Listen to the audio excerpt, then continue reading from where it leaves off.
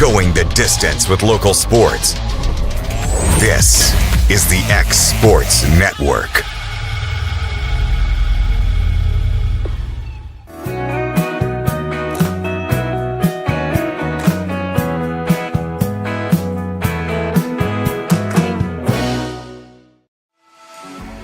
For decades, First Class Charter has provided high-quality motor coach transportation services to the Tennessee Valley. With numerous safety and cleanliness accreditations, First Class Charter is ready to make your group trip a reality. Contact us today by visiting firstclasscharter.net. First Class Charter, the official motor coach company of the North Alabama Lions. It's time to build a home, remodel, or add on. Hamby Builders is this area's experienced construction company. From site selections to floors, doors, windows, trim, tile, bathrooms, and kitchen, the Hamby Builders team can make your home the home of your dreams. Hamby Builders is licensed and insured with over 20 years of experience in homes in Giles, Lawrence, Wayne, and Murray counties. Trust your home construction or light commercial project to the team with experience and integrity. Hamby Builders. Call 931-629-5264 or 931-629-9472 today.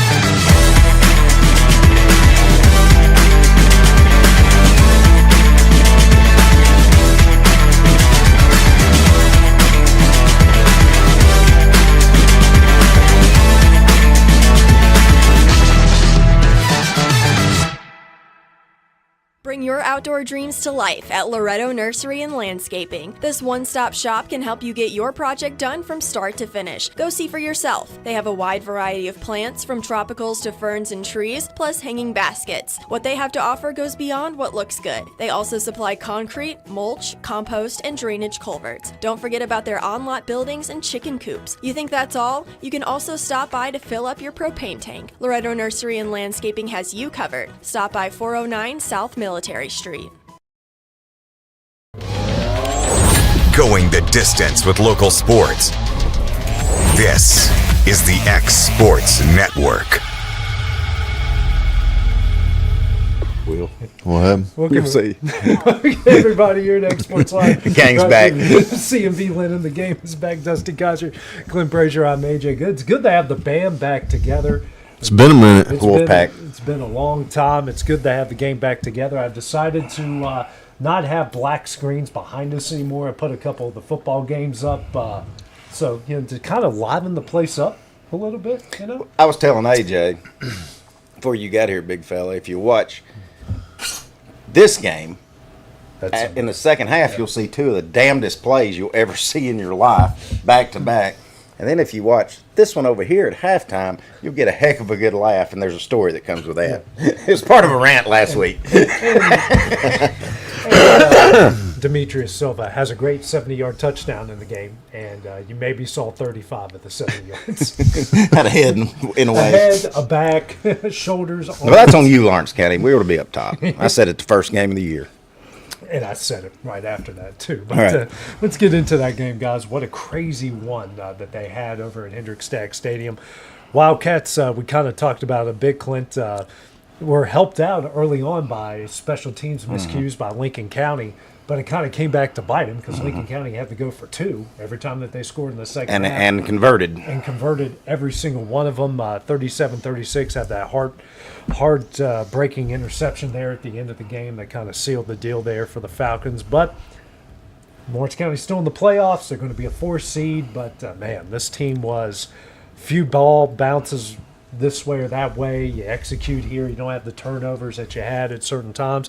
They could be hosting a playoff game next week, but unfortunately we'll have to head towards Chattanooga or Cleveland in the first round. You and I talked about last week. It could have been chaos if they happened to win, and I think maybe Tullahoma beat Columbia. Yeah, for them. That it could have just been a whole chaotic thing, but I didn't get to watch it because obviously I was calling Summertown's game. but we got finished before that. So I really only thing I got to see was that last drive, and I thought they were going to do it. Yeah. And I just came up a little short, but I just kept looking down, and it was. You want to see a back and forth ball game? Just go rewind and watch that one. Right. It really was. What are your thoughts, big fella? I didn't get to watch any of it. We had some stuff going on. He had daughter duty. She got to come in. I was trying to check on my phone. Sorry. Hydroplaning over here. Yeah. I was keeping up with it just on my phone through Facebook, just trying to watch the scores, and then I seen at the end it was a 1-point game and we lost, and I was like, well, it's got to be a heartbreaker, so I'm going to have to go back when I get time and check it out. But, yeah.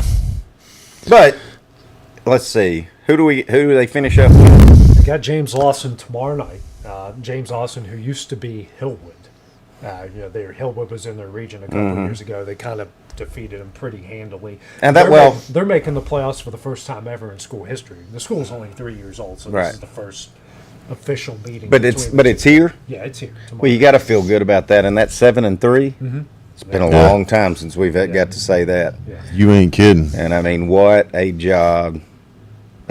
All the coaches, this new coaching staff, these kids. It's kind of been revitalized. I think is a good word to put on it. And just you see so much heart and so much passion.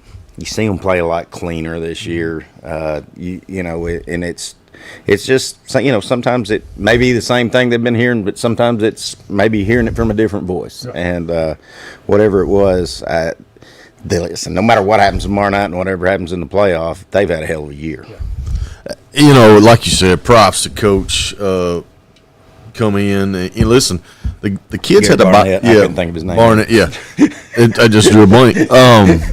But they had to buy into it.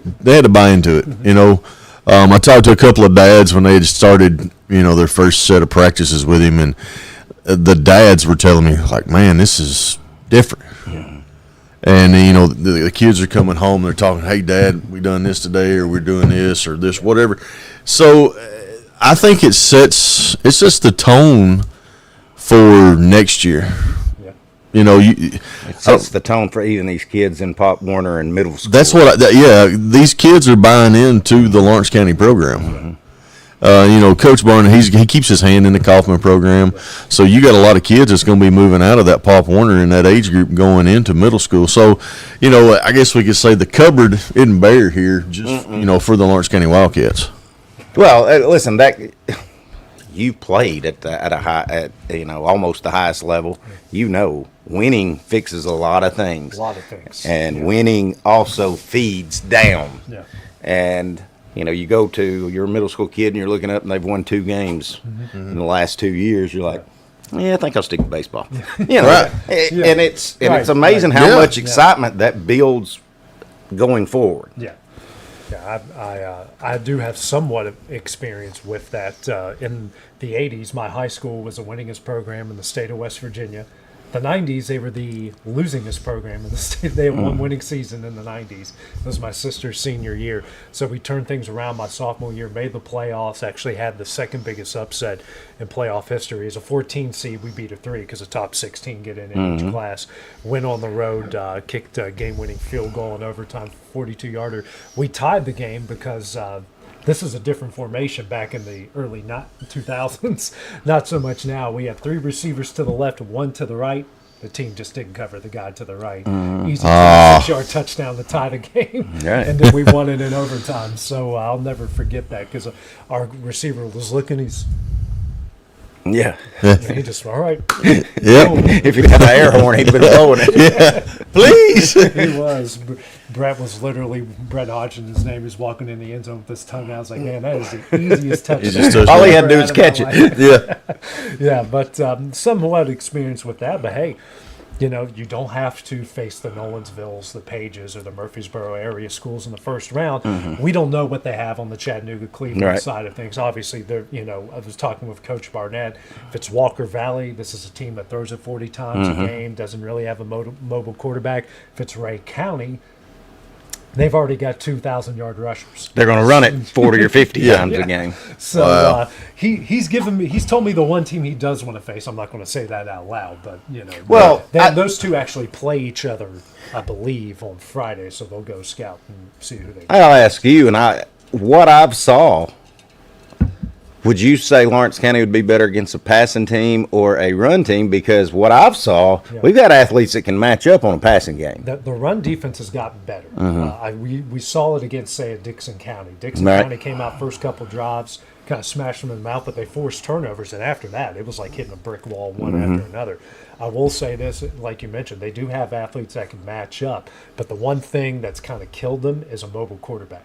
I got you. Lincoln County You had might have the that, best coverage, and Oklahoma then had that. Giles County had that. But this guy isn't a real mobile guy. So guess what? You can have a Taden Russell, a Gage Moses start teeing, Max Taylor start teeing off on guys. Right. If he's going to stay in the pocket, that pocket collapses.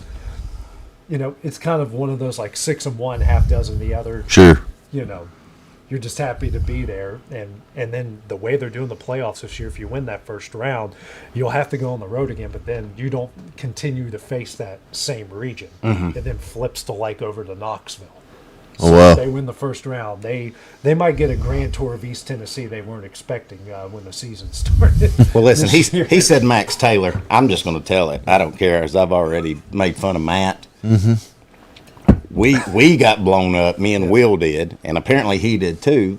A lot of parents want the band showed at halftime, and I get it. But they got to kind of understand too. You know, we need a break. It's the only break we're gonna get.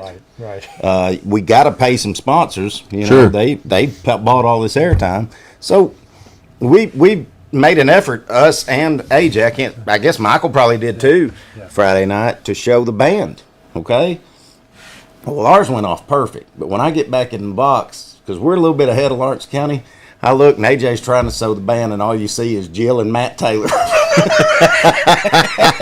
standing up. Should we just show it? We've got time. If it would have killed me, I couldn't quit laughing. I said, AJ, here it is, trying to help everybody out and be the good guy, and Matt couldn't get his fat head out of the way. It's coming up somewhere.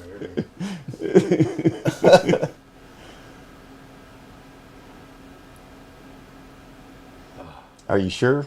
I'm pretty sure. There we go. Yeah, because You get to see a little bit. see a little bit. No, someone's. There it is. Yeah. Good job, Taylors. You guys, I was laughing the whole time. 'Cause, you know, we've wanted to be up top. It just looks so weird from here. You see all you see. Yeah, What's a that? hoodie. Well, And that's all you saw in Demetrius Silva's touchdown. when we went 7-yard to touchdown. halftime, I said, Will, I'm going to get something to drink, but whatever you do, you show that dadgum band. I said, this export's live. And I came back and he didn't lose. And he did it. And then as soon as I looked down and saw my monitor and saw that, I mean, if it had killed me, I couldn't quit laughing. I said, AJ's trying to show the band, and he can't get people out of the way. I'm calling him when we leave. Well, let's talk about Summertown. I know it was a heartbreaker there for him, Clint, and kind of the difference in the game. And you're talking special teams. Try an onside kick. They take it to the house. Unassuming kickoff hits someone right in the back. They recover. They score. 14 points in the wrong direction. Well, I'm going to sound like Bob Bucher here. When we had that onside kick, I almost wanted to say, well, obviously, our coach is thinking, I don't know what the hell he's thinking, because I couldn't believe we onside kicked it, but it was one of those onside kicks where the kid catches it clean and takes the house untouched. That's the first of the damn displays I was talking about. Then they kick off to us, not trying to kick an onside kick, but hits a line drive, hits our player in the head, and comes back and they recover it. Shit.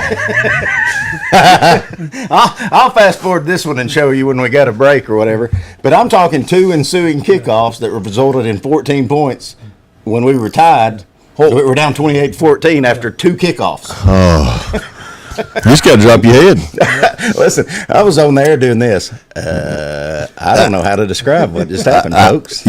Wow. I mean, it's just crazy. And that was the game. It was a hard-fought game. Let me tell you something. Riverside, I know this has been not a typical year for them. But I've looked down that roster, and it's a ton of freshmen, a ton of sophomores, a few juniors scattered in. They're going to be pretty good in a couple of years. Yeah. They're going to be running this district in about 2 years. They're only a couple of years away from winning the state championship. So they've been in that mix for a while. Summertown, we've lost another player. I don't even know how many kids we're carrying to Adamsville tomorrow night. I did, More than Columbia. Yeah, Will sent us that That's a thing bunch that Columbia. It's just something you wouldn't ever even think of. All the kids and the resources they have. Yeah. They're having to forfeit. And I thought we were right there close, but I give so much credit to these kids at Summertown because it's literally been 2 players a game. We out of the 11, I think we're missing 7 starters out of the 11. Wow. Season-ending injuries. Right.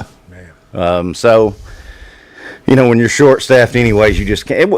That's what we said at the start of the year. What did I say? I said, we'll do good but it'll be interesting to see how many players we got at the end of the year. It's literally one person a week. Mm-hmm. It's like one starter a week ever since Region Play started. And, we even talked about it when the season started, and I'll just go to one player because it was just it kind of shocked me that you got Max playing quarterback, and then you look up and this kid's intercepting footballs on defense. He's well, listen, he's back on defense now. right. He ain't got no choice. Right, but that's what I'm saying. Like, and we hear today that CA is forfeiting a game because of injuries, and like you said, Summertown have been doing good to finish the season just for player injuries. It's heartbreaking, and I hate it for the kids, but I hate it for the coaches, man. They put a lot in it. Winfrey, Walt, Buzz. Hold your head up, guys. You've done a hell of a job. Well, and speaking of Max, let me take a minute. And I can brag on all those kids, but Max Dillard. There's times I know he does not want to get up out of that pile, and there's times he wants to just lay there. There's times he wants to come off the field, and he doesn't. He had 2 sacks and a fumble recovery on top of being one of the best a great quarterback out there. Right. He had a big night throwing and running the football. Yeah. He listen, you will never have to question that young man's effort when he's out there. And listen, and props to his mom and dad. We know him very well. Me and Clint do. But you don't teach that, man. That kid's got heart. Yeah, yeah, it does. Yeah, and just down the road, guys, Loretto, they're closing out against Mount Pleasant. Mount Pleasant's in the 2 seed after a hard loss at Lewis County. Lewis County, just when you think they lose a bunch of players, next thing you know, they just come out completely different. Not completely different, but they're not throwing it around the yard. They're more of a run game, and they switched up philosophies. It worked out big for them because they're the top seed in the region. Mount Pleasant's got the 2. Loretto. Young team got incrementally better as the year went on, but Bryce Glass, as he told me on Tuesday, or I think Wednesday when I visited, today's Wednesday, my bad. Tuesday when I visited over there, that he's ready to get to the off season because he knows he has a really good young core. He wants to get them in the weight room, working out, and just grow them throughout the course of the year. We said it here on the show when he got named the coach. So you got this program that he's been in, but so he's got a new coach. You lose a D1 receiver. You lose your and cornerback. Whichever way. You lose your quarterback. You lose your running backs. To graduation. Well, and he would have been the best quarterback in the region. Oh, by far. Yeah. So we're talking. You're losing the studs. Right. You already lost a ton to graduation. Yes, yeah. How many the 2 best players? Yeah, So we talk about growing pains, but that's part of the things that happen down there. And for Coach Glass, you just got to keep your head up, and like you said, AJ, it's he's ready to get to the off season. Listen, I don't know how good Bolivar is, but was that final 14-0? Yes. Yeah. I don't know how good they are. But I said it last week. I figured out why Coach Daniels actually left. He saw that schedule, and he realized he had to go to Adamsville and Bolivar in back-to-back weeks. He said, I believe I'll step out on this one. And listen, I don't know how motivated Bryce got his guys, but if you go that far on a road trip with the season you've had, because there's probably a lot of kids ready to get off season too. Yeah. Right. You have them motivated to go over there and only hold them to 14 points at their place on that bus ride. Team. I didn't see it. I didn't see a crowd, but there's no way that Loretta could have brought probably many people besides mamas and daddies. Right. Exactly. Right. So, props to Bryce. You got that team on that bus. You got them motivated. listen, you're finishing off with a rivalry. It's probably going to be more one-sided this year, but I'm with you guys. Their quarterback and some of their guys, when I called that Summertown Loretta game, I was pretty excited to watch them. There's some future there. Yeah. I mean, we called the game early, between Lawrence County and Loretta, and that quarterback, you've seen it throughout the year. I can't think of his name. Lyles. Couldn't think of Lyles. When he throws, it looks like a darn BB. Yeah. I was going to say, you got a kid that's just standing up in the pocket. And I mean, he's bringing it. Yeah. So I think it's an up for just to start climbing the mountain. Yeah. Mm-hmm. And I don't know. It's tough. We talk about these kids. Even as coaches, like you don't know what you're getting from Friday night to Friday night. Mm-hmm. So dumb kids. Something can happen on a Thursday, and it just ruins what can happen on a Friday. Yeah. It's happened on my teams. Yeah, for sure. Yeah, it's happened before. Clint, they were playing while we were on the air last week, but Summertown Volleyball finished third in the state. Good ending for the Lady Eagles. Eagleville won the state championship. No, was it? Eagleville won. They did. That's right. And we had talked last year. I hate it that it worked out the way it did. I'm not saying this against Eagleville or anything. I just hate it the way it worked out because the TSSAA is looking at it like, see, we got it right. No, you didn't. No, you still no. No, you didn't. Right.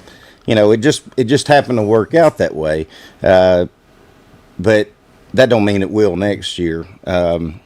But that Lady Eagles volleyball team, it's just, there's a difference when you beat twice and it's over. But when you lose one close game, especially as many times as Summertown has come out of the losers bracket to make a run, it just shows how good of a coach we got and how good those players are, because I can't imagine they wanted to get on that bus a whole lot and go back up there and play for third place. No. That's tough. I mean, even the most motivated teams and the best teams, you're playing for bronze. Well, listen, I don't know if you guys saw the Advocate today, but there was a article about Coach Kelly stepping down. I texted her, and I said, just make sure I got my facts straight here before I brag on you on the show tonight. And she said, yes, she will be stepping down at the end of the school year. She's going to kind of see things through in the offseason. And clearly she's going to coach tennis and try to win another state championship.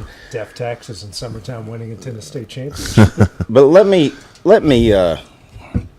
she doesn't, people talk about the state championships and the two state runner-ups.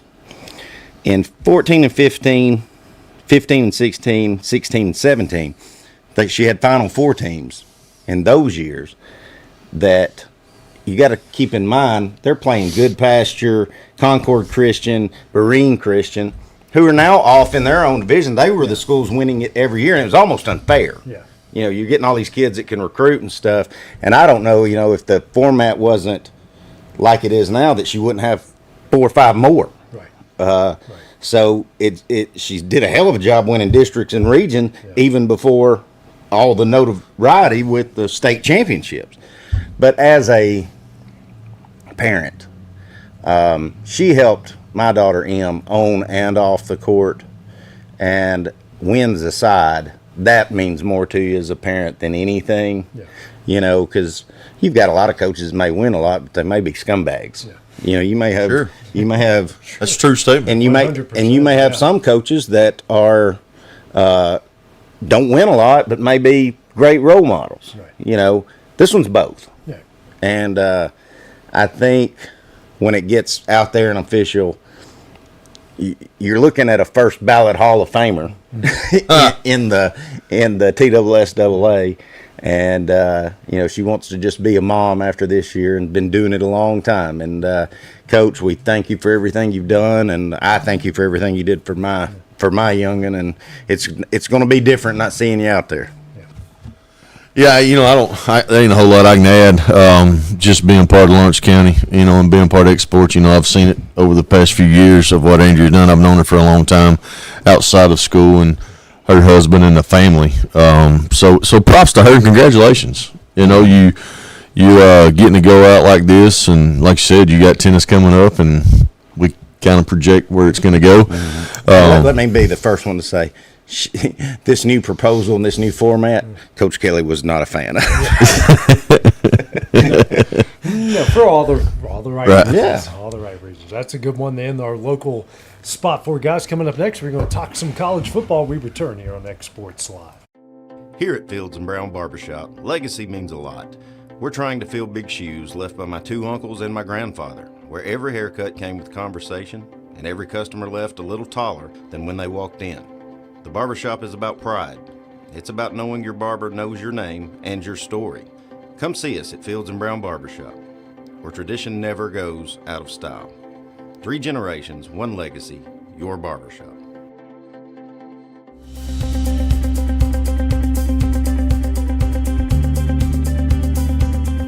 Arctic Air keeps your home or business comfortable. For more than 20 years, we've provided outstanding residential and commercial services through southern Middle Tennessee. Whether you need assistance with your heat, air conditioning, preventive maintenance, or anything in between, trust our reliable team to get the job done. We'll take the time to figure out your specific needs and recommend what we believe is right and best for your situation. We've been using Arctic Air for over 15 years now. Their service is great, they're here when we need them, and their prices are competitive. They take the worry out of the heat and air so I don't have to. Arctic Air, when you need us, we'll be there.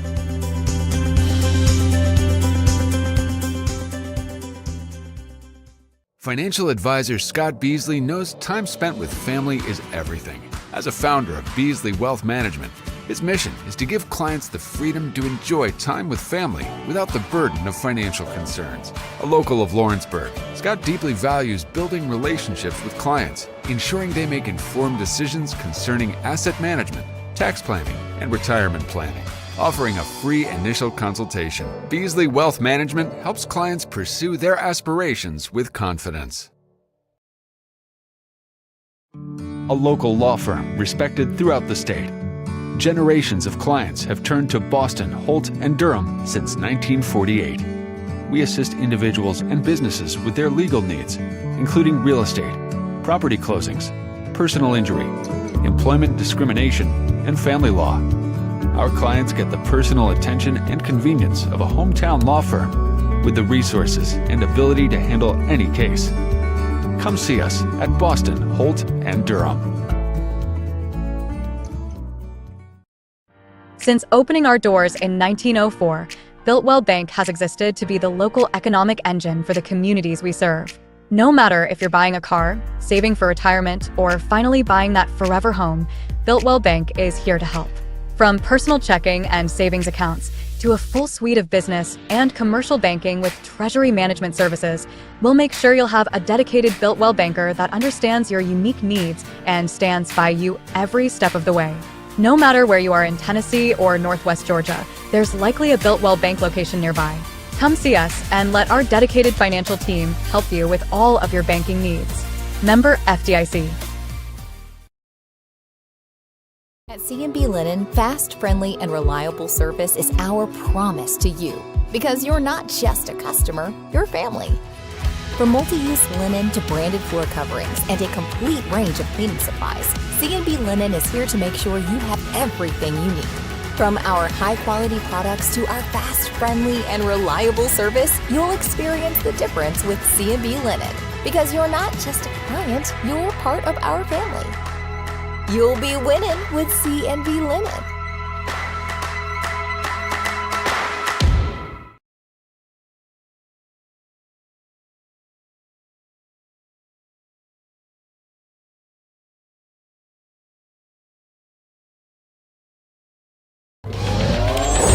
Going the distance with local sports. This is the X Sports Network.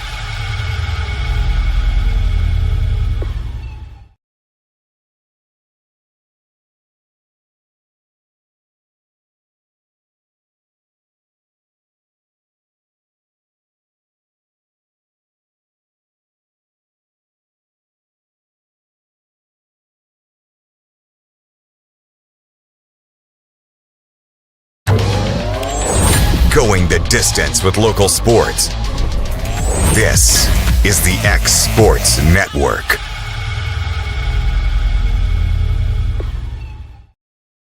I'll tell y'all one too. I didn't warn him. That's on me. That's on me. Where's our countdown, jerk? Yeah, man, you got me. I was telling baby stories. We hadn't been together like a month and a half. Listen, just thank God that's all he said. No, right? Could have been real bad. And there was a time, remember, he brought us all drinks. Yeah. Yeah, and I had to spend a good couple hours cutting that out of the show and reposting. Yeah, won't y'all kiss mine? Guys, let's go into college football. And Dusty, interesting one for the Tide on Saturday. A lot of people kind of thought that could have been a trap game. It kind of proven to be that way, but hey, any win in the SEC is a win. Hey, listen, Nick talked about it on game day. He called it a trap game. He talked about in 2010 when they done it to us in 10, you know. But and says Spurrier still doesn't let him. Yes, this issue. Yeah. You know, I'm not really wanting to harp on coaching. I mean, I still feel the same way I did. I mean, I know the season's turned around from the first game, blah blah blah, whatever. But like, I still don't see any kind of adjustments. Mm-hmm. You know, that shouldn't have been a football game. Right. Just being honest, it shouldn't be a football game. Yeah. And we come out of the half and we look like we did in the first half. Yeah. It's no different than the other games. I mean, I'm thankful that we're winning. Right. But we're not seeing any adjustment. Yeah. Well, here's what's scary for you. All right? Well, not a lot of service in here. If Tennessee can beat Oklahoma this week, they're probably going unranked. And that's going to have Alabama finishing out the year against 4 unranked teams. And that's scary as hell. Mm-hmm. Because for some reason, Alabama looks like the best team in the country against the great teams. Yeah. You put it inside the name. But you put them up against an unranked team, that's the only teams DeBoer's lost to. That's it. You're right. And I don't know. I don't know that there is an answer. Mm. You know, I go back to the Missouri game. We had a lead. We needed 2 first downs. That's all we needed. Mm-hmm. And what the hell we do? We run it up the middle 3 times and pull them the ball back. Mm-hmm. And that, to me, that's just where it starts. Like, I still go back to there's no adjustment whatsoever. They talk about how good our offensive coordinator is. Listen, Ty Simpson is as good as he can get. Mm-hmm.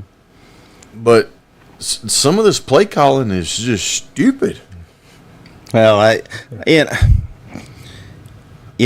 said last week, I said, Dusty and Alabama fans have got to be sitting there looking at the downfall of Florida State going, how do we lose that game? Yes. And to me, it's just preparation. You know, to me, it's the difference in DeBoer and a lot of coaches and Nick Saban that Nick Saban, where Nick Saban was so great is anybody can have you up to play a ranked team or a top team. But to get up and play those teams that you know you should dominate, you know, I think that's where DeBoer's got to get. But whatever preparation, whatever happens, because, of course, now, with that said, you got to take it with a little grain of salt, too, because look how spread out and even college football is nowadays, too, since you can play payers. You got a player like Lenore Sellers, he can just take a game over. Right. You know, and so you kind of got to give him a little bit more credit than probably, but again, I'm with you. And in the same way, talking about my Vols. You know, Josh Heupel, who was a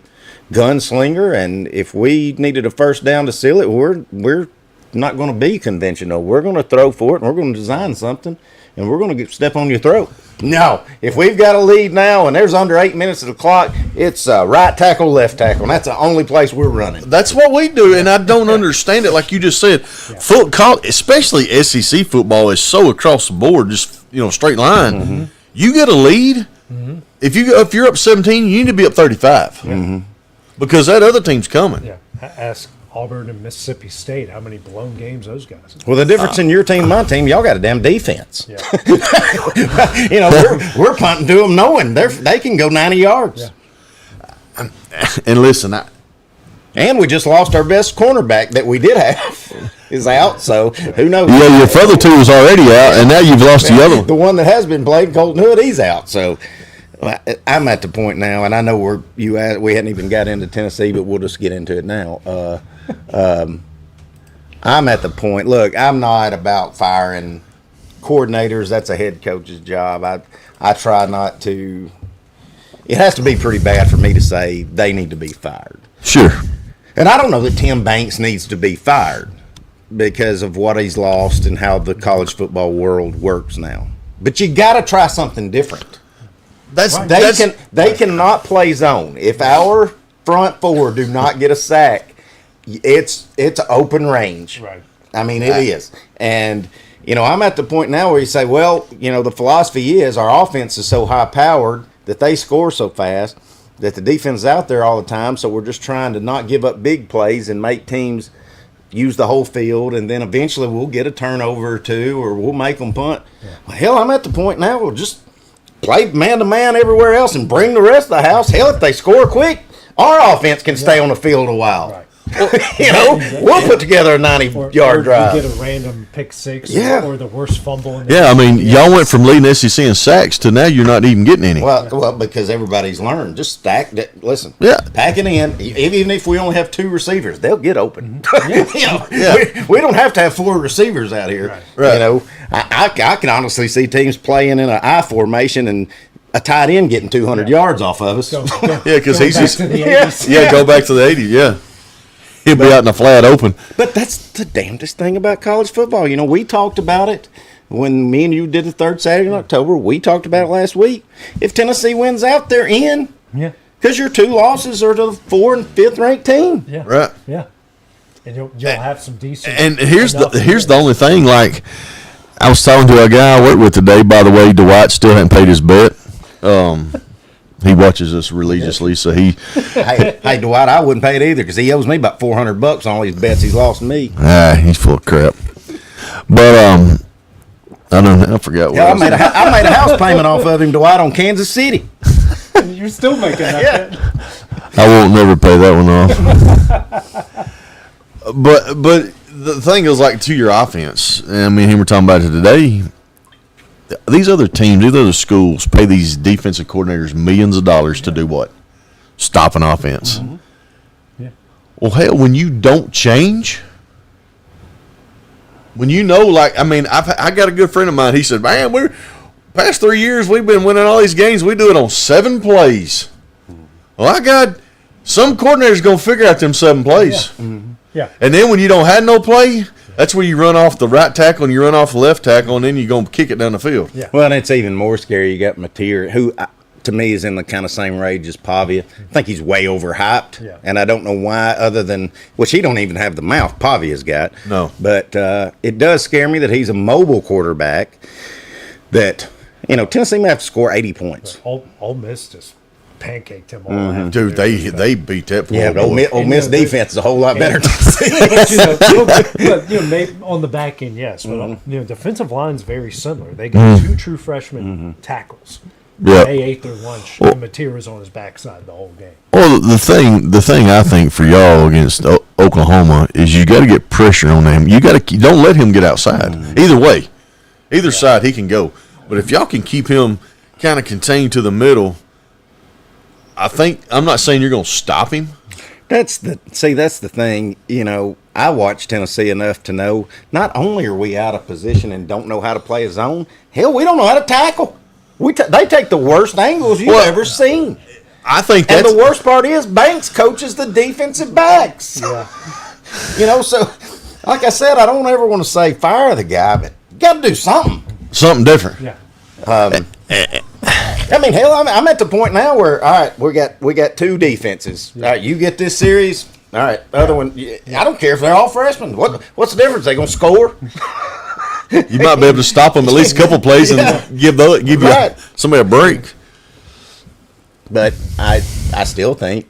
But y'all's Tennessee should be favored. I think Tennessee, with the dark out mode and the excitement. Listen, it's a slap in the face that Pavia's at a lot of people's Heisman list, and I mean I saw where 3 people today had him over Simpson, but everybody's got him over Aguilar, and Aguilar's got twice as many yards. Listen, Aguilar's like first and second in every category, and Simpson's right there with him, but everybody's up to Pavia. Yeah. Here's the thing, and we talk about it a lot just in life in general. these damn things right here with all these media guys that we listen to and all this crap on read. That's all it is, man. It's like clickbait for me with Pavia. He's not going to win the Heisman. Yeah. He's liable to lose 2 more football games this year. Now maybe he loses at least 1. Yeah. Okay, say y'all get there, and and we talked about it on our show. It could line up where it's Vanderbilt versus Tennessee, and the winning team gets in the playoff, and the other team don't make it. Yeah. If that happens, I don't know what to say. Well, the good thing, it'll be in Knoxville. Yes, it'll be in Knoxville. We can see that. Listen, that Vanderbilt home advantage. It ain't like. Well, we've seen what Pavia does on the road in a big environment. He don't. We saw that in Tuscaloosa. He got his head knocked in. And they're going to Texas this week. Yeah, so I mean, even though like my thing with Vandy is who Vandy is. They're the same team week in and week. Yeah, they're the same. They don't change. And I love Clark Lee. Yeah, I think Clark Lee's a great coach. Oh, I think he's a great coach. It depends on which Texas shows up because Texas's defense is still pretty good. But you don't know what Arch you're getting. Yeah. We don't even know if he's going to play. He's coming. He's still questionable, right? Yeah. Concussion protocol right now. Oh, they may be better without him. they may be. I mean, it really may be. That's the thing. Are y'all hearing Sark's name in a lot of these NFL jobs? Yes, it's all over it. And of course, he's saying the right things. No, I'm in Texas. Yeah. No. If he was having to leave, then who wants to take a chance on trying to fix Arch Manning? Because I guarantee you he's going to have some family saying, you need to go to Tennessee. Yeah. And I'm going, and we're going, yeah. But listen, I mean, I would have faith in Heupel to do it because he can take kids out of transfer and make them look like $1 million. So I'll never forget that noise you just made. Yeah. But let's get into the coaching carousel here. Brian Kelly out at LSU. Apparently, I don't know if y'all know this. Florida. Lane Kiffin's going to coach about 5 teams next year. I don't know how he's going to do it. He's going to make about $183 million a game. He's going to start in Gainesville. He's going to work his way to Baton Rouge, and then as long as they play at night, he'll get up to be able to do Penn State. That's right. At this point. Here's the thing: what I don't understand about Brian Kelly. And me and Clint have harped on this guy since he went to LSU, and I harped on him when he was at Notre Dame. You leave Notre Dame because you talk about, well, I can't get the players, I don't have the facilities, blah blah blah. So you get to LSU where you got the cream of the crop. Players, facilities, money. Yeah, you name it, whatever you want. Yeah. Why in the hell are these big-time schools wanting to hire him? Right. Why? Right. Well, I knew that thing was doomed when they introduced him at that basketball game, and he came out there and tried to do that Southern accent, and I said, this ain't no fit. Nope. This is not going to work. Yeah, this ain't working. But, why? So we talk about Penn State, and that's where his name's getting thrown around at. You got one of the most. I wouldn't hire. I would have kept James Franklin if the best I could do is Brian Kelly. Yeah, absolutely. And that's what I was fixing to say. We're talking about an iconic college football team. Mm-hmm. Right. Why? You just got rid of a terrible coach. Unless they're just thinking he's more suited for Big Ten and Northern football, but he is not a player's coach. No, he's not a player's coach. He is me coach. Have you guys seen these stories that have been popping up on social media about him? Everywhere he's been, Central Michigan, Cincinnati, LSU. Dive into it a little. It'll tell you how much of a grade A-hole. Oh, okay. See, what I've read is where, off-season coaches like Heupel or Saban or Ryan Day or whoever, they're trying to make sure they've locked in this wide receiver that they're trying to get. Well, he's on vacation. He's at the beach. He's golfing. Yeah, don't bother me. And it's kind of one of those where they're supposed to just come here. I'll just coach what I got, and we'll be fine. And that ain't how it works no more. No, you got to baby them. You got to pamper them. This isn't the NFL, and they don't even do that in the NFL. No. Yeah. So I don't know what makes him think he can do it. Yeah. Is there any chance that somebody pulls the greatest steal and talks Nick Saban out of retirement? No. I feel like if one could, it could be going home to LSU. That's the only one and would have the pocketbook to do it. I truly believe he's done, and that's coming from a Bama guy, but just being just a college football fan. It's probably just more Miss Terry than it is anything. Yeah, she's tired of all that. We're retired. Yeah, and that's where we're living. And I'd say she's probably got him on a pretty tight leash with game day. Well, I mean, I'd say he's just gone Saturdays. Yeah, he's probably got a private jet that takes him where he's going, and he doesn't stick around. Yeah, the games that they're at. He gets back on the jet and goes home. All those guys used to do that. Yeah, they would hang out and all that. They'd be on the sidelines at the game. I saw them both times they came to WVU, but they don't do that anymore. I mean, look at Kurt Herbstreit. I mean, that guy, he's gone. Yeah. You feel which out of the big jobs do we think Kiffin's staying at Ole Miss, or do you think I think he's taking one? Here's what I think. And I'll be honest with you. I think the main reason that LSU pulled the trigger when they did was because they knew they had a chance to get him, but if they didn't do it now, Florida would get him. Right. I think you're right. I think Lane Kiffin goes to LSU. I think that's where he goes. And I think he gets Coach O to join him. I was just fixing to say that's fixing to be his coordinator. But I think the name that goes to Florida, and I guess I'm drinking the Kool-Aid, but I read into it just like y'all do. I think John Gruden goes to Florida. We just talked about this I think he does, and I hope he does. God, I hope he does. Because it's going to be horrible. I mean, Y'all don't listen. As a Bama fan, we never play Florida, unless it would be an SEC championship game. But for y'all don't want a good coach down there. No, well, we don't. We don't play them every year now. No, but that's what me and him were talking. When in the 4 coaching hires Tennessee had, every one of them, we're getting Gruden. I'm going, why? Why do we want Gruden? Yeah. The best team you ever had was Tony Dungy's team. That was and then he run in the freaking ground. They run in the ground. But what's so good about Gruden? I think here's what I think about the whole Gruden deal. It's no different than Nick doing it going when he left to go coach Miami. It's just vice versa. It's the same way with Belichick. Yeah. Those guys have egos. Nick Saban's got one of the biggest egos there is. He knows he's the greatest college football coach of all time, and he wanted to go.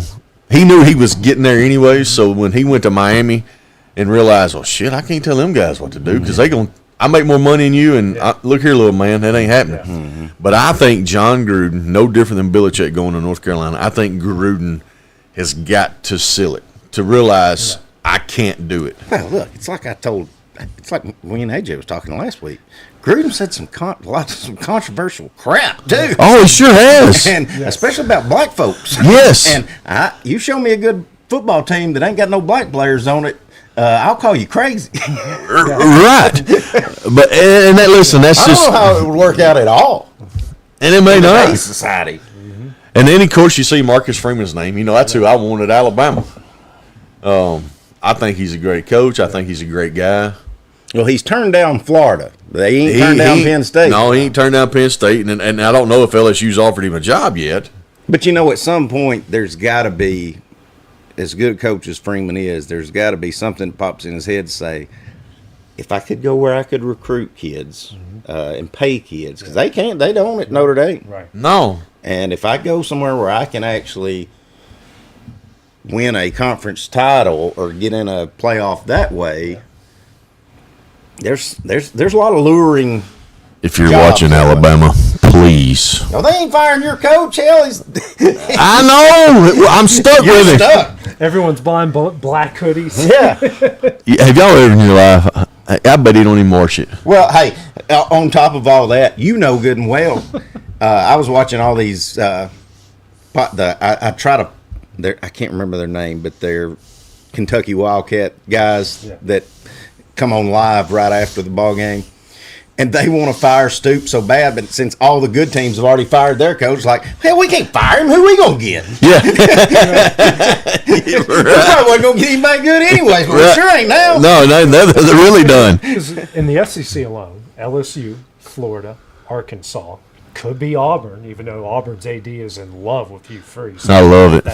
That if that's a done deal, then you got Penn State.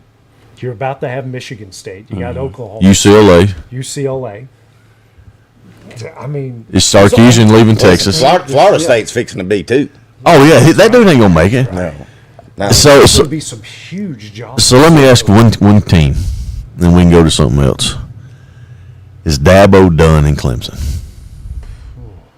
They're 3-4 right now. Are they? I don't think they'll pull the trigger and fire him because I think he probably could still finish 8-4, 7-5, and then try to turn it around. But I could see him just deciding to step away. I'll be honest with you. I mean, Josh Heupel's not the greatest coach in the world, but all these jobs come open, I get a little bit nervous because, I mean, he's one of the top tier coaches now.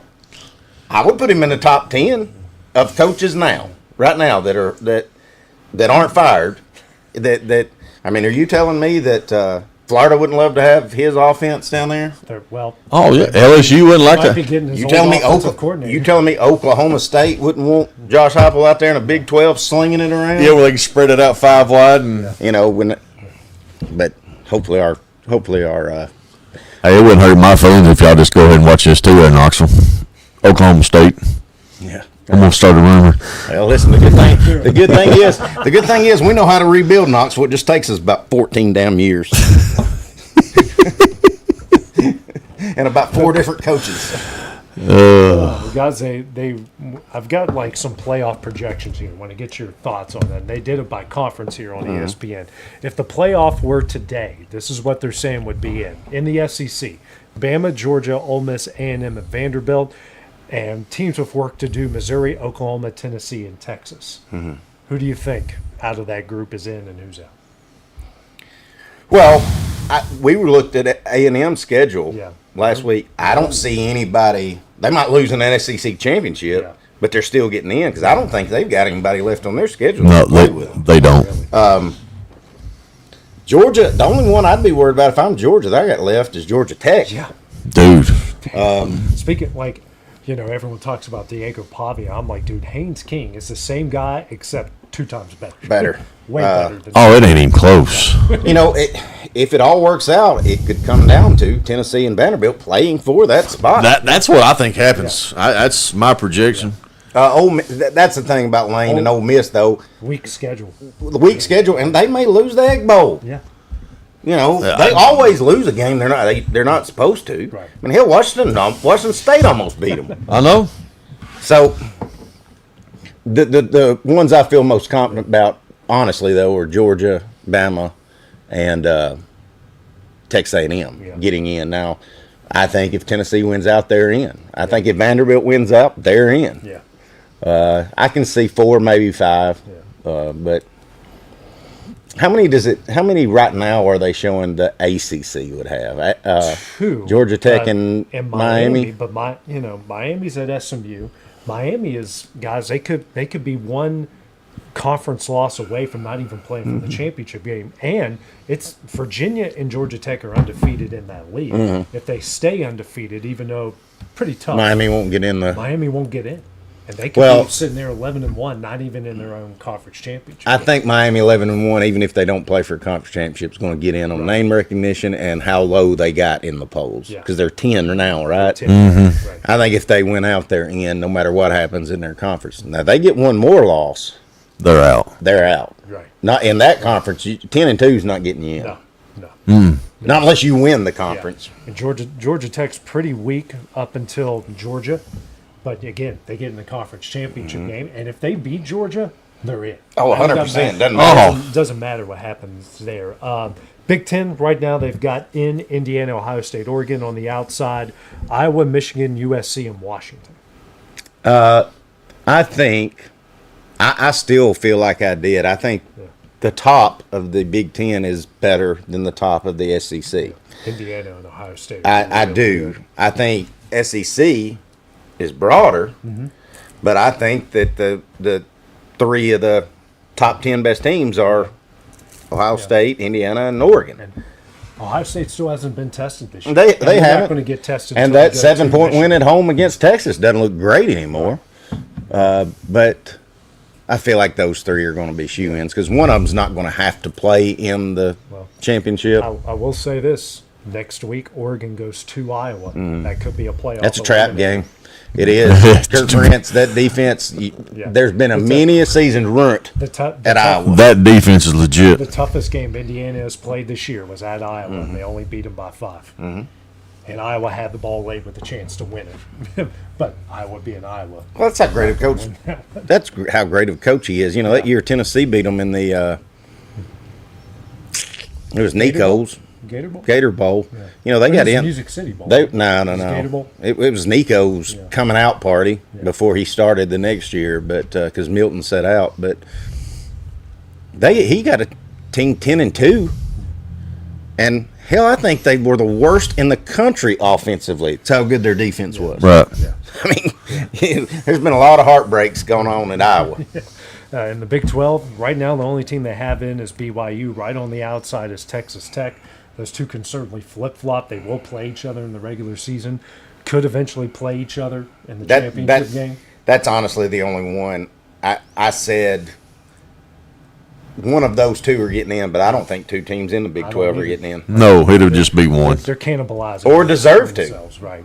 Right. They've got Notre Dame on the cusp, but their remaining schedule, the best win that they're going to have remaining is an undefeated Navy, and Navy's not even ranked right now. Mm. But they'll get in if they finish out 10-2 because of name recognition. Yeah, name recognition. Yep. And their two losses, Texas A&M and by one score and by 1 point. And Miami. Yeah, Miami. I was going to say that was because we got the whole cons versus cons. Yep. Right off the get go. In Group of 5, they're saying Memphis right now because man, come on. I mean They've probably looked the best of any Group of 5 team right now. Well, it may have, but I see that's the whole thing. We've talked about it. Yeah. They're going to get in. They should just give that spot to another SEC school or a Big Ten school. Somebody. I mean, Memphis can't play with any of these teams. Yeah, their best win is Arkansas, and that was down to the wire at home. Yeah, we know what that's like. Yeah. Yeah, you threw Arkansas in there on your coaching search. They know who their coach is. It's Bobby Petrino. Yeah, he's there. You don't let him fire every defensive person if that's not his job. Exactly. if he's getting to bring in his own coordinators and stuff, the interims don't fire everybody. I'll just say that. Well, just kind of throwing it out there because the Titans are the first NFL job open right now. If you get Steve Sarkisian, are you excited, or where are you guys feeling? Listen, if Sark is your coach, the only way the Titans are getting better is if they sell the team. Yeah, they get new ownership. Yeah. They're going to have to move out of town. I say they're moving.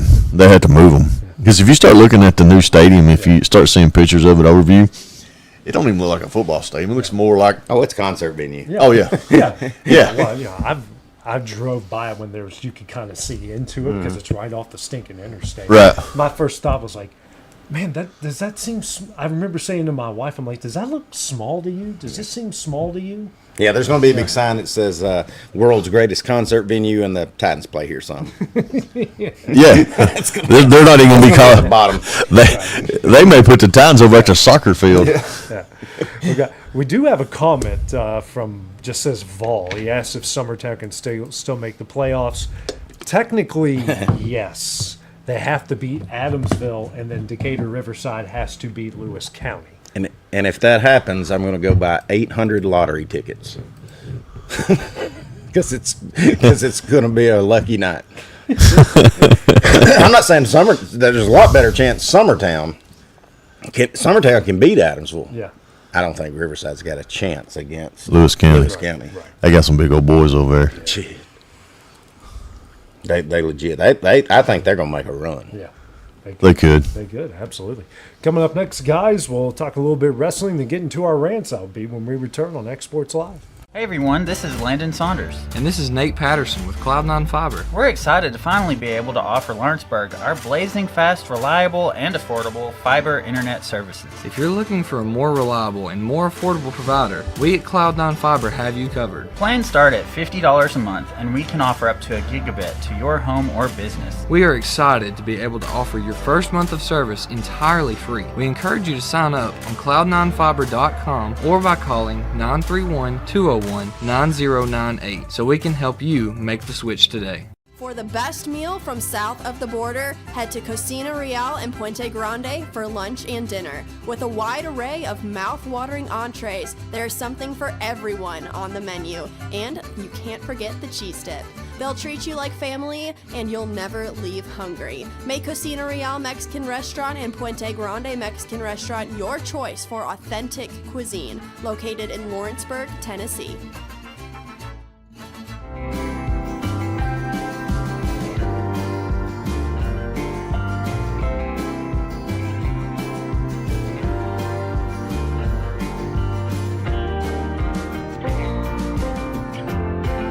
I'm Mike Keith, and my friends at Elliott Johnson Insurance have a great partner in Auto Owners Insurance. Auto Owners makes it easy to get life, home, car, or business insurance. Let Elliott Johnson Insurance find the Auto Owners policy that makes a difference in your life. Call Elliott Johnson Insurance at one of their 3 locations, Florence, Loretto, and Lawrenceburg. Elliott Johnson Insurance, moving forward for our clients every day. Welcome to Employee Resources Credit Union, where you're more than just a number, you're family. We provide financial solutions that rise above those of traditional banks. With roots stretching back to 1964, we've served 4 generations during constant industry changes. We're known for our low fees and incredible rates. Join us and experience the credit union difference. ERCU, not for profit, for service. Comprehensive care with a compassionate touch. That will always be the guarantee at Encompass Healthcare in Etheridge, Tennessee. Whether you're looking for primary or urgent care, x-ray services, or weight loss treatments, the team at Encompass is equipped to serve your needs today. The doors are open Monday through Thursday from 8 to 5 and from 8 to noon on Fridays. Make an appointment with providers Kendra Brown, Tori Cox, or Ellie Brown today. That's Encompass Healthcare, located on Highway 43 North in Etheridge, next door to Chapman Tire. For decades, First Class Charter has provided high-quality motor coach transportation services to the Tennessee Valley. With numerous safety and cleanliness accreditations, First Class Charter is ready to make your group trip a reality. Contact us today by visiting firstclasscharter.net. First Class Charter, the official motor coach company of the North Alabama Lions. Flooring sets the tone throughout your home. For flooring that makes the right first impression, start by choosing us, Floored by Justin. A one-stop flooring destination. Our new location stands alone for unequaled customer service and selection. Owner Justin Story's mastery of custom hardwood inlays means every room can have a custom look. Discover how the right choice of hardwood, laminate, carpet, or tile can set the tone in your home. Contact Floored by Justin today.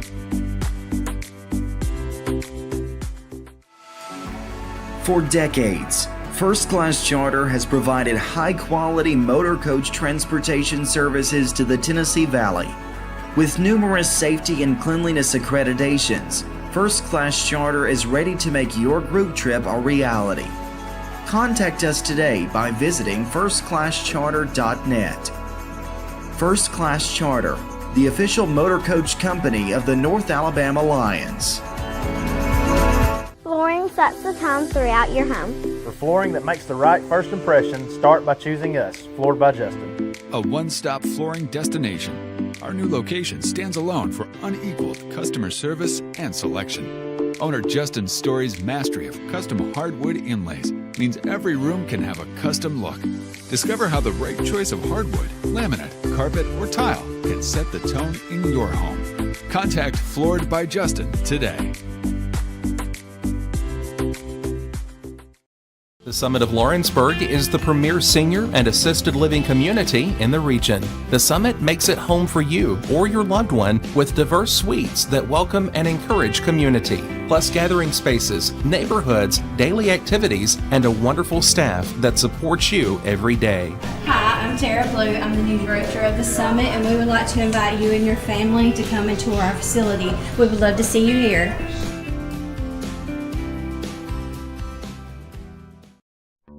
There's no job too big or too small for Gonzalez Lawn and Landscapes. Owner Chris Gonzalez works hard to make your commercial or residential properties one of the neighbors will envy. You won't find a lower price anywhere else, and that's a guarantee. We offer mowing, landscape removal, small construction jobs, and more. Our team is licensed and insured to ensure the best work for Lawrence County and surrounding areas. Your satisfaction is our goal. We won't leave until you're happy. Call today to set up a free quote.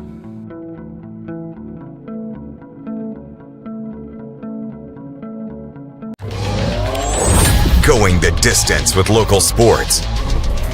This is the X Sports Network.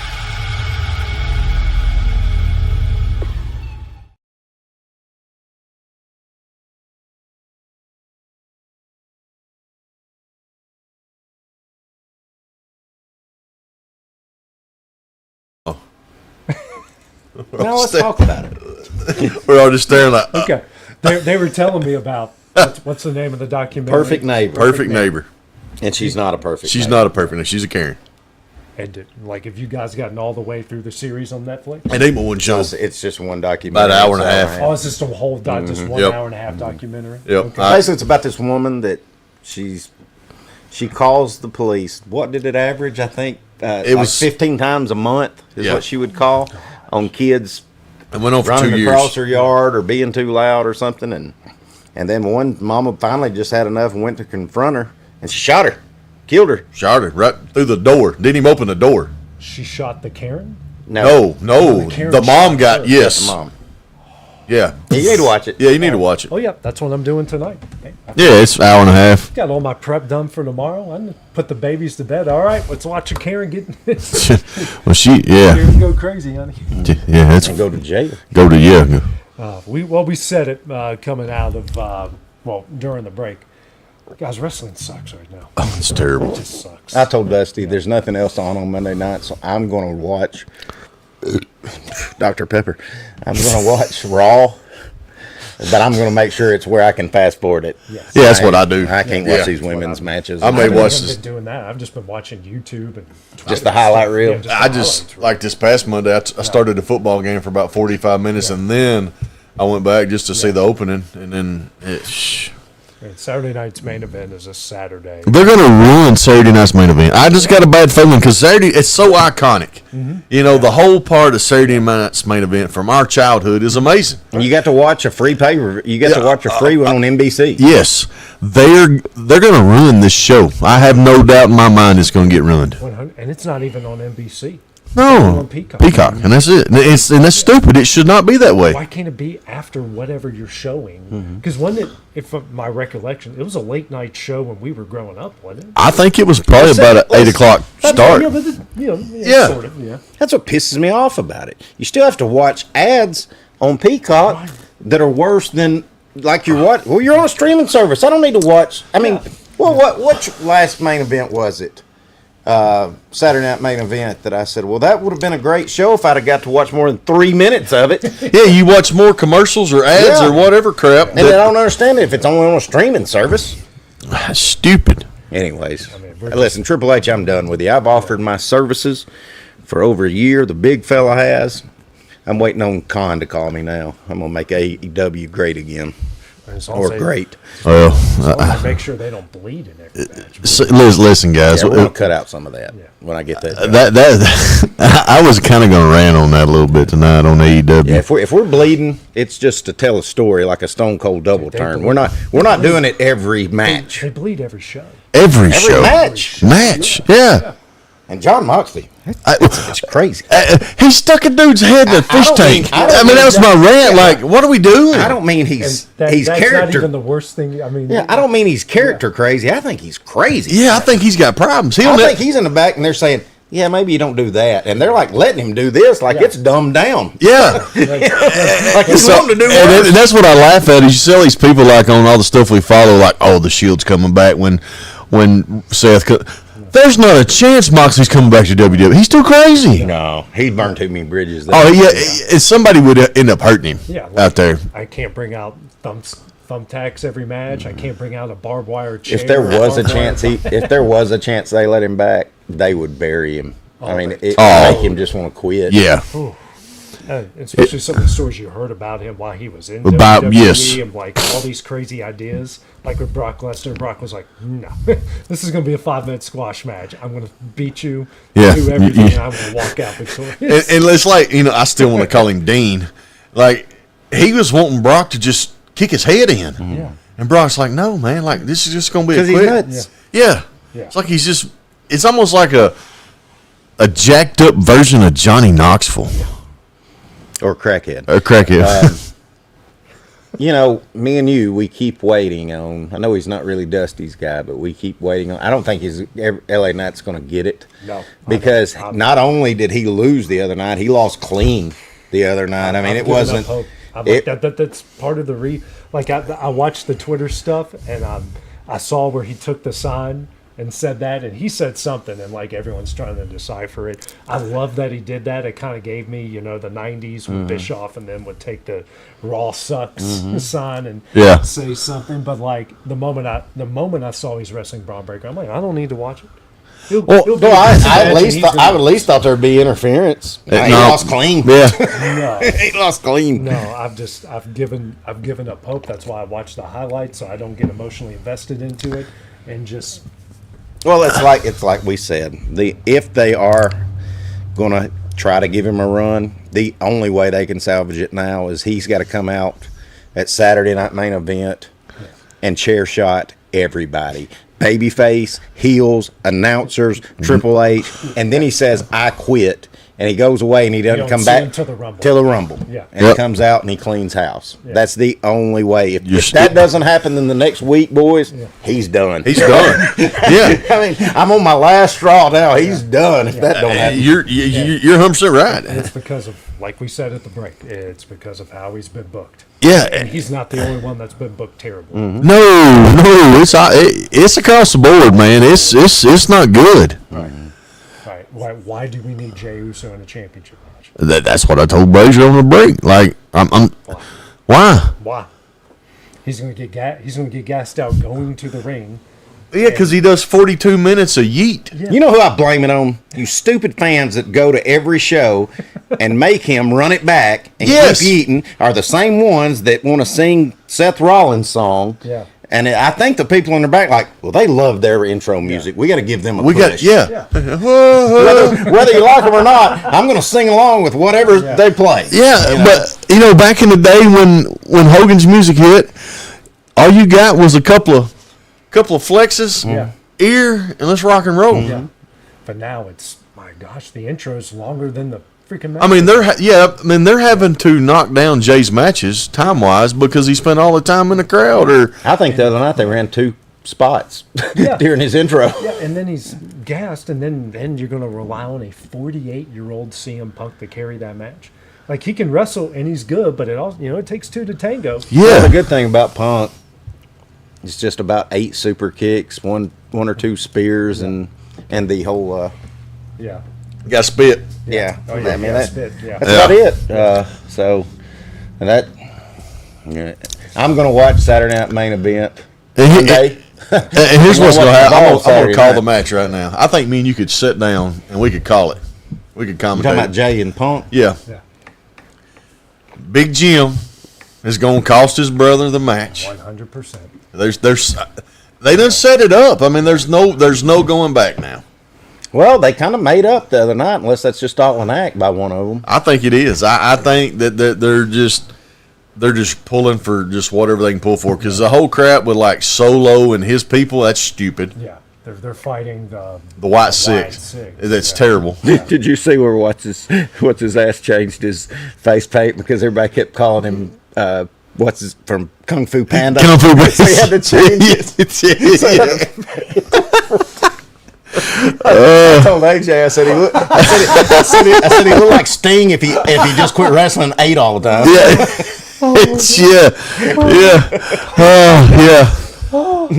But I mean, really, what are you going to do with them? I mean, Roman's out. Mm-hmm. He's out. Seth's out. Yeah.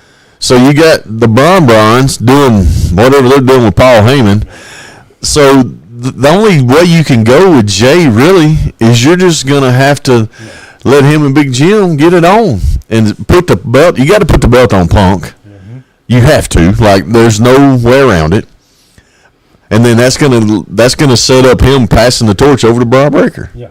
I mean, it's just. And then I was seeing rumors it was going to be Braun versus Roman at WrestleMania. Why? Exactly. Why? Why does Roman Reigns get another huge WrestleMania moment? Hell, he ain't been there. Now, what's going to happen? He's gonna make an appearance in the Rumble and win the Rumble again, and that's where it's going to go. And Breaker will have the belt by then, and that's where it's.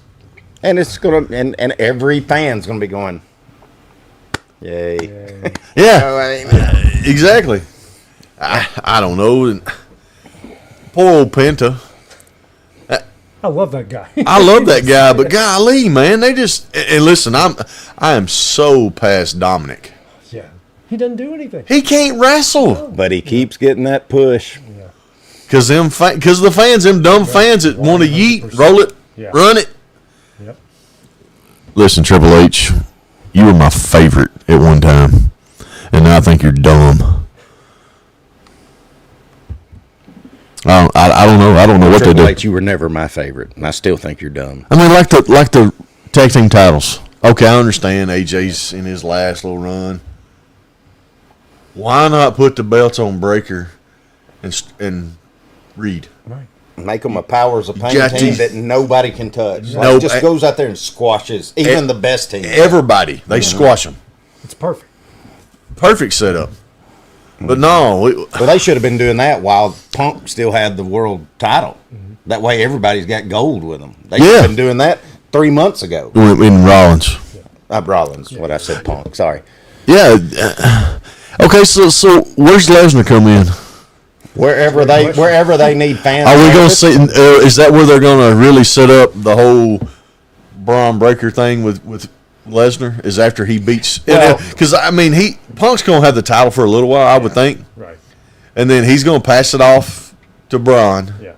And then is that where Lesnar steps in? I mean, that's where my mind goes. Well, with this. I think it depends on how you're wanting to set up Braun. Is he going to set up to be your babyface or people's champion? Because if it is, you let Brock take it off of Punk, and then he beats Brock. Right. Okay. Well, yeah. Beat the monster. Yeah. Right. But then at some point we've got to have Braun against Seth because he betrayed Seth, so that's got to happen at some point. Yeah. Listen. And are you going to keep pushing? Are you going to ruin Bronson Reed and not give him a push? Because they're you see what I'm saying? Like, yeah. Right. Yeah. That old dude's pretty legit. Well, you know what I do with those two right now? I put them on SmackDown. Oh, SmackDown's terrible. I'd let him go over there and beat the hell out of Cody for a few weeks in a row and build something up that way because Raw is. I mean, it's so. They got so much going on. Well, if they took out everything that had to do with women, and I'm not trying to be that way, but women's wrestling's terrible. Like, I turn it off. It's not even worth watching. I mean, we can't even have a match now without their hair getting caught up in something. That was bad. Had to roll out of the ring. Yes, she had to rip her shirt off because her hair stuck to it.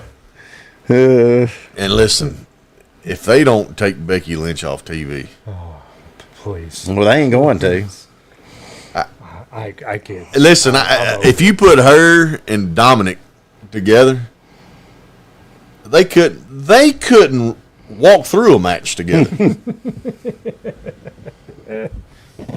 Well, again, I feel like Raw's got way too much crap going on, and I think SmackDown, your big three that you've got over there is Cody by far, and then McIntyre and Randy Orton. And Randy Orton is a part-timer. Right. I mean, he's your number 3 over there. Yeah. And I mean, hell, I'm put LA Knight back on SmackDown. Hell, at least he take the Bronze over there and have them beat up Cody and that bunch. I mean, because Fatu comes back in January. You telling me that wouldn't be a match, Braun and Fatu, that you could build something up for? Oh man, yeah. I mean, that'd be like an hour-long match where you think both of them's dead, and they both just fight multiple times. They'd be biting each other. Yeah. I'm in. Yeah, I'm in for that. All right, Triple H, I'm giving you one more shot. One more chance. We're firing you. You guys got any rants for tonight? I got one. Okay. Try not to ever get political. And this isn't a side-picking thing. But I've had several friends on Facebook. See if AJ can zoom in on that. Oh, you done turned the TV off? No, here, I got you. I'm looking at it. Okay. All right, can you see that? You see that right there? Now that's a picture of some construction going on at the White House. And I've had several people on my friends list that have shared this out. And it says this is an absolute horrible tragedy to the White House. Literally tearing down a section to, oh, wait, my bad. That picture is when Obama wrecked the White House to put in an indoor basketball court using taxpayer money. And I thought, now Obama put basketball goals on the tennis court and painted some lines, but he never built an indoor court. So then I got to researching this picture. Well, that picture's from the 30s. Yeah. and it's renovations that went on then. Okay? Now listen, if you didn't know and you just shared that out, that just makes you ignorant. Right. But now I've had some people that I've texted and corrected and said, hey man, I said, I'm not biggest fan of Obama, and I'm sure not a big fan of Trump, but that picture's from like the 30s. And or I said, this picture's from the Truman era, and they said, no, actually it's from 34. They knew! Yeah. And still have it up.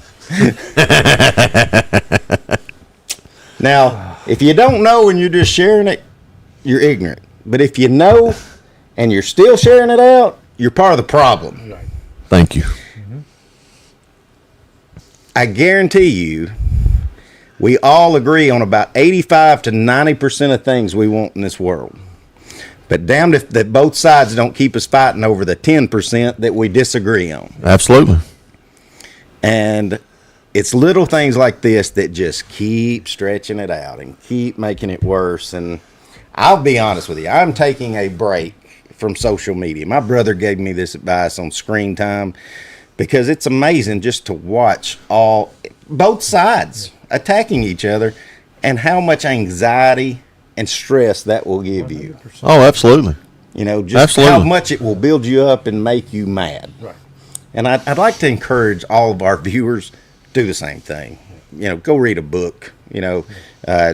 Just watch funny TikToks if you're going to get on some kind of social media. Yeah, watch nut shots or something and get a good laugh out of it. I like watching like whiskey throttles. Yeah, just something. But I've been watching scare pranks. People. Oh yeah. They air horn them. But I did. After this, I just had to say, all right, no more. I got on there and I set it to where I only get 5 minutes of screen time, Facebook wise, and I don't do Instagram or any of those other. Right. So when the 5 minutes is up in a day, I'm done. Yeah. And honestly, the only reason I kept it that way is because I got a business page that I sometimes have to answer messages on or something like that. But folks, you want to know who's getting you worked up? Mostly it's yourself, and you can do something about it. So that's my rant. Amen. Listen, I'm not going deep in it. But all I'm going to say to that is, as American folks, we got to do better. Right. I had a guy come in and work today. He's my shop foreman, older gentleman. I think a lot of him. And he come back and we were talking United States in general today after lunch. And he give me a stat that he heard on the news, and it's bothersome. In 2 days, 66 million people won't have money to eat. Now, think about it, 66 million people. Wow. Yeah, I saw. Not calling names. I had some people say, well, this is good. A lot of these people on welfare, they're cheating the system. Well, listen, you're cutting out a lot of homeless veterans and kids that don't have no say in that matter, that live on this. People straight up with disabilities. Yes. That's the problem, and that's what me and him were talking about. So the problem is 66 million. Now, I'm not saying take it away. Never say that, because there's people that need it. Right here in Lawrenceburg, Tennessee, across everywhere. But that's a problem when we got 66 million people in the United States that's not going to get food because of and I'm going to say it just how I call it, a bunch of dumb shit. Yeah. Right. Two sides that would rather keep you focused on here than looking at what the real problem is. And until we all just vote everybody out and start fresh with whether it be an independent party or something, it's just going to keep happening. And You know, and I seen where Walmart and listen, guys, I feel like we need to research it. You know, they're thinking that they may have to shut down their stores for walk-in customers and do everything like online or call. You know, and listen, I'm not saying that that's a fact. So people listening, you might want to research that. I read it, so I don't know if it's true or not. But you think about it. Right here in Lawrenceburg, people go 3 or 4 weeks. Mm-hmm. Mm-hmm. Things are going to start getting antsy. Yeah. Oh yeah. And that's what. And then that leads to crime. That leads to theft. That's that leads stealing and robbing and to desperate people doing desperate things. Right. Absolutely. I just feel like people need to step back for a minute, and we need to think about this country and the shape it's in and the direction it's going. Yeah. You know, it's a crying shame, and I'll say it, and I'm going to stop right here. It's a crying shame that we live in the greatest country in the world. And look how it is right now. 100%.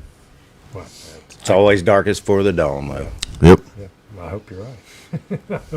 It's getting pretty damn dark, though. It was getting pretty dark. Well, I really didn't have a rant tonight or anything like that. Just glad the band's back together, man. Well, hey, by the way, me and Dusty's out next week. Yeah, we're not going to be back next week. I'm just kidding.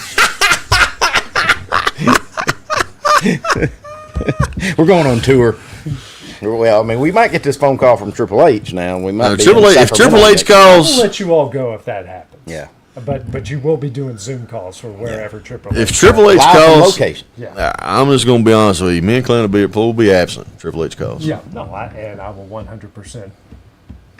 But you have to give us insider tips. We've already gave you all of them. We gave you everything. But I mean, you got to get through Bruce Pritchard. I'll take him. We're going to take broom in a broom closet. Yeah, he's going to take an old country boy. He's fixing to tote one.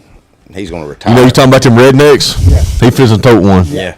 Him and Michael. You've been ruining wrestling for 20 years. Yeah. We're going to put the boots to him. Yeah, I hope so. Someone needs him and Michael Hayes. Get all those Vince guys out. I'm not saying that they're the main problem, but they're pretty high on the list. They're pretty high. They got more pull than what they need. Yeah. Whip him so hard he'll be talking like Brother Love for the rest of his life. Oh my God. Oh God, so that will do it for X Sports Live, brought to you by C&B Linen. For Dusty Kizer, Clint Brazier, I'm AJ Good. We'll see you guys next week. Going the distance with local sports.